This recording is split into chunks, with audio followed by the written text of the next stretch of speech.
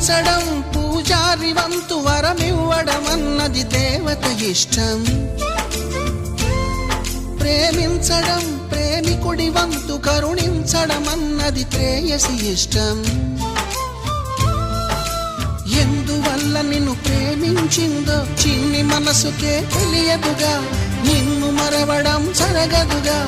ఎందువల్ల నువ్వు కాదన్నావో ఎదురు ప్రశ్నలే వేయనుగా, ఎదురు చూపులే ఆపనుగా. ఏనాటికో ఒకనాటికి నీ ప్రేమ సాధిస్తా. నిన్ను చూడాలని ఉన్నా, నిన్ను చూడాలని ఉన్నా, నీ